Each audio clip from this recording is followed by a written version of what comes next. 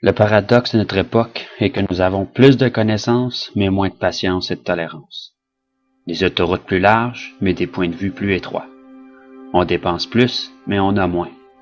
On achète plus, mais apprécie moins.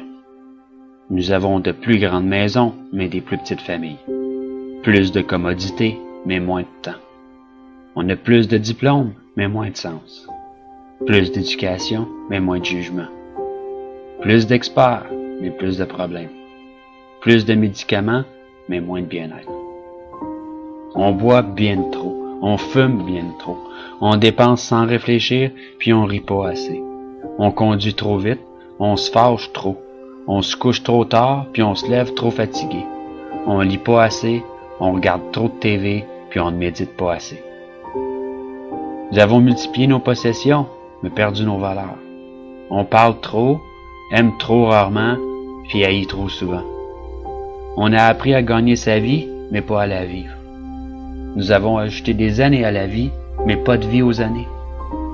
Nous sommes allés sur la Lune, mais il nous est difficile de traverser la rue pour rencontrer un nouveau voisin. Nous avons conquis le cosmos extérieur, mais pas notre carrosse intérieur. On fait des choses plus grandes, mais pas meilleures. Nous avons plus d'hygiène, mais nous avons pollué même notre âme. Nous avons conquis l'atome, mais pas nos préjugés. On écrit plus, mais apprend moins. Nous planifions plus, mais accomplissons moins. On a appris à se stresser, mais pas à patienter. Nous construisons des ordinateurs pour retenir plus d'informations, produire plus de copies que jamais auparavant, mais nous communiquons de moins en moins. Nous sommes à l'ère de la restauration rapide, mais de la digestion lente. Des grands hommes, mais des petites personnalités. Des profits records, mais des relations superficielles. Nous sommes à l'ère de 2 revenus, mais avec plus de divorces. Des maisons plus fancy, mais avec des foyers brisés. Nous sommes à l'ère des courts voyages, des couches jetables, des basses mœurs, des nuits sans lendemain, de l'obésité et des pilules qui font n'importe quoi, de donner du pep à endormir, à tuer.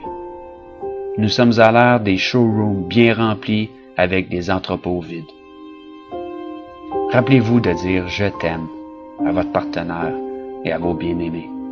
Mais surtout, pensez-le. Une bise et une accolade soulageront un mal lorsque sincère.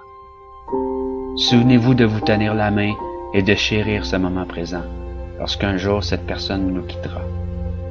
Prenez le temps d'aimer, de parler et de partager vos pensées précieuses.